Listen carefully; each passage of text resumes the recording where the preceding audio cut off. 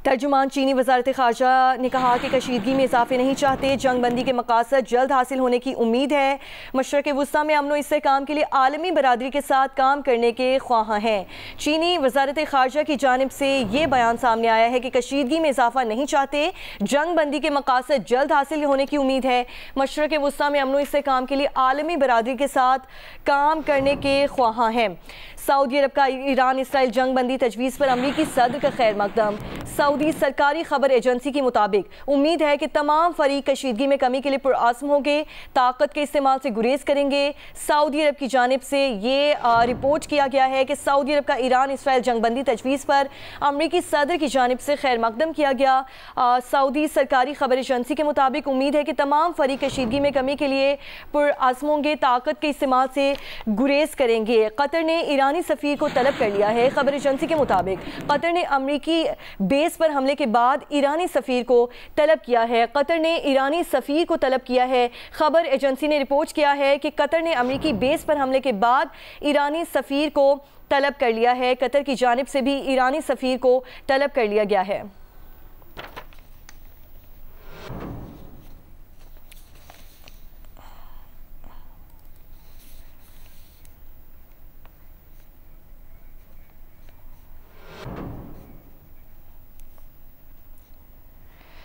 माहिर बैनुल-अक़वामी जो हुमा बकाई हमारे साथ मौजूद हैं, बहुत शुक्रिया हुमा बकाई आपका। हुमा बकाई, ये कहिएगा कि आज इस सारी सूरत हाल पर आपने देखा कि सीज़ फायर की बात भी हो गई है, अमेरिका भी सीज़ फायर की बात कर रहा है और बाकी ममालिक भी सीज़ फायर की बात कर रहे हैं, तो आप क्या समझती हैं, क्या ये सीज़ फायर होल्ड हो सकेगी? क्या रीडिंग है आपकी? देखिए, लार्जली तो जो सिचुएशन घंटों में तब्दील हो रही थी और एस्केलेशन ऑफ वॉर भी थी और एक्सटेंशन ऑफ वॉर भी थी, वहाँ आप सबसे कम अज कम हमें एक बेहतरी नजर आती है। लेकिन जो जितने भी अस्करी मुबस्सरीन हैं वो इस सीज फायर की सस्टेनेबिलिटी के हवाले से सवाल उठा रहे हैं और लार्जली उनका कहना ये है कि इसमें जो वाइल्ड कार्ड है वो इजराइल है, क्योंकि ये जंग शुरू भी इजराइल ने की थी। इसमें अमेरिका को घसीटना भी इजराइल की ही ख्वाहिश थी और फिर जब पेन एक लेवल से बढ़ा तो इजराइल ने सीज फायर के लिए अग्री किया। जब तक ये सीज फायर इजराइल को सूट करता है उसी वक्त तक ये सीज फायर सस्टेनेबल है, उसके बाद सिचुएशन खराब हो सकती है। जो सबसे अच्छी डेवलपमेंट है वो अमेरिका को अपना आप को इस जंग से अलहदा कर कर मीडिएटर के रोल में वापस जाना है।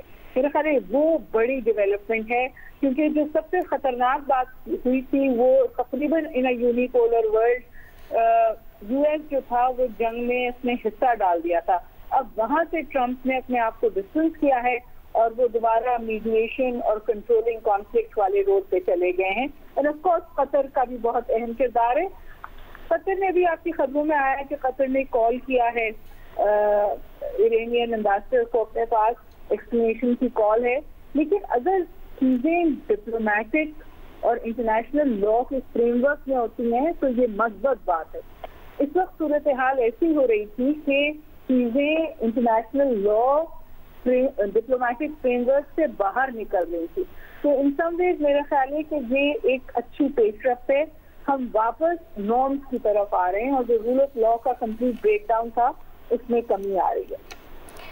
हुमा बकाई साहिबा, ये भी कहिएगा कि सीज़ फायर में चाइना और रशिया का क्या किरदार नज़र आ रहा है, क्योंकि ईरानी वज़ीर दिफा इससे पहले जंग होने से पहले जंग के दरमियान ही ईरानी वज़ीर दिफा मॉस्को भी गए, इस्तांबुल भी गए, वहाँ पर भी मुज़ाकरात की बातें हो रही थी। लेकिन आपको चाइना और रशिया का क्या किरदार नज़र आ रहा है इसमें? मेरे ख्याल है बैकडोर डिप्लोमेसी में दोनों की एक्टिव इन्वॉल्वमेंट थी, बिलखुसूस चाइना की। और आपने देखा कि प्रेसिडेंट ट्रंप का बिल्कुल वाज़ेह स्टेटमेंट था जहां उन्होंने चाइना से कहा कि ईरान को स्ट्रेट ऑफ हॉर्मुज़ को बंद करने से रोकें या उससे उनको उस तरफ ना जाने दें।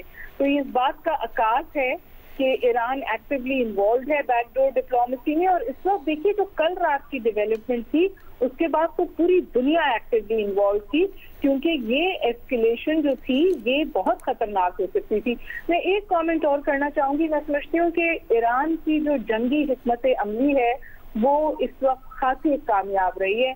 उसने 3 pronged जंगी हिकमत अमली अपनाई थी। पहली अस्करी थी, वो वहाँ रिटेलिएट कर रहा था, रिस्ट्रेंट जवाब दे रहा था। दूसरा पब्लिक डिप्लोमेसी थी, मॉस्को, इस्तांबुल, प्रेस कॉन्फ्रेंसेस, और थर्ड था कि वो फॉर्मली स्टेट ऑफ हॉर्मुज़ को वॉर टेबल पे ले आया। तो ये जो 3 pronged स्ट्रैटेजी थी, मेरे ख्याल है इससे मेजर रीथिंक हुआ है उन कैपिटल्स में जहाँ से सीज फायर की बात हुई है। ठीक है, हुमा बकाई साहिबा, ये भी कहिएगा कि इस सीज फायर में गल्फ कंट्रीज़ का क्या किरदार नज़र आ रहा है? मैं आपसे गुजारिश की ना कि तमाम कंट्रीज ही चाह रही थी कि मजीद एस्केलेशन ना हो, और कतर ने तो बहुत एक्टिव रोल समझिए अदा किया मीडिएशन में, और कतर इमर्ज हो गया है तवातुर के साथ एक ऐसी स्टेट के तौर पे जो पीस नेगोशिएशंस में सबसे आगे होता है। एंड डिस्पाइट द फैक्ट कि अटैक कतर पे हुआ था और अब वो एक्सप्लेनेशन की तरफ गया है, लेकिन पहले वो सीज़फायर जंग को रोकने और ईरान से कॉन्वर्सेशंस में गया था। तो ये वो नया पैराडाइम शिफ्ट है मिडल ईस्टर्न पॉलिटिक्स में जो पॉजिटिव है।